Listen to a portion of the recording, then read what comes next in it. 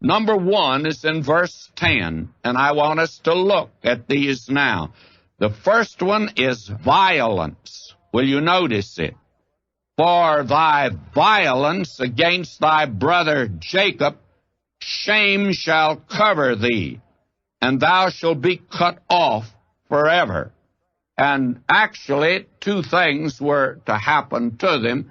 They were to go into captivity. Finally, Babylon was able to take the city and did take them captive. And the second thing, they were to be utterly destroyed so that they would not be a nation. And I think it's quite interesting that you don't hear of the Edomites today, but you hear a great deal of the Israelites. They have become a nation. Now, here is an example of a nation that has attempted to live without God. And the first thing that they are guilty of is violence. For thy violence against thy brother Jacob, shame shall cover thee, and thou shalt be cut off forever. And they were a violent people, a warlike people, and they came in that direction. We have learned the hard way in this country that very little can be settled by war and violence. Never really settles questions at all. Violence is not God's method. You may be sure of that. Now, that is number one. Now, number two, the thing that they did, they joined the enemy.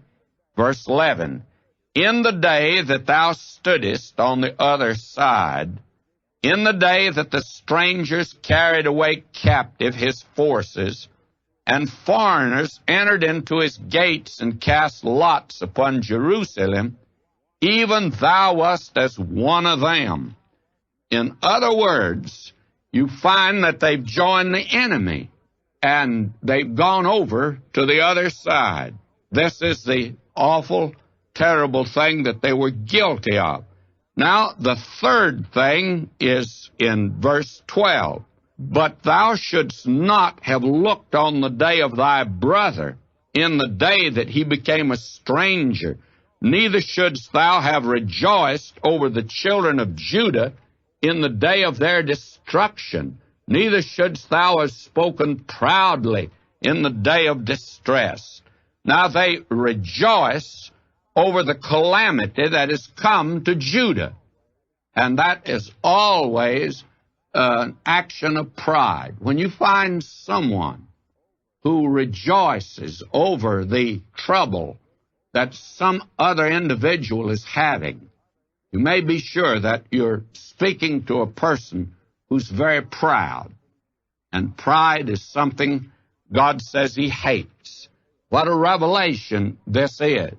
Now, I want to cover all of these and then come back and look at this. Number 4, in verse 13, is they were not only joined up with the enemy, but they're guilty of looting and plundering and pillaging. After the enemy has taken Israel away, they absolutely move in and loot. Now, will you notice this? Thou shouldst not have entered into the gate of my people in the day of their calamity. Yea, thou shouldst not have looked on their affliction in the day of their calamity, nor have laid hands on their substance in the day of their calamity. Now, pride will lead a man to do some terrible things. One of the things is stealing. One of the things is dishonesty in business. Many a man, in order to keep up a front in his business, will resort to dishonest methods. Many a man, to win a woman to become his wife, will use dishonest methods. Many a man, to keep up with the fellows at the club, he will resort to dishonest methods. And today, our society, our contemporary society, is honeycombed with dishonesty, with people trying to keep up with the Joneses. What is the problem? Well, the root problem is pride. And this proud man is trying to live his life apart from God.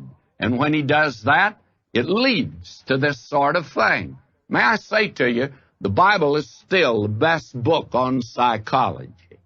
It's the best book to get down at the root of the problem that is in the human heart, that which today is destroying our society. And again, will you forgive me for saying this?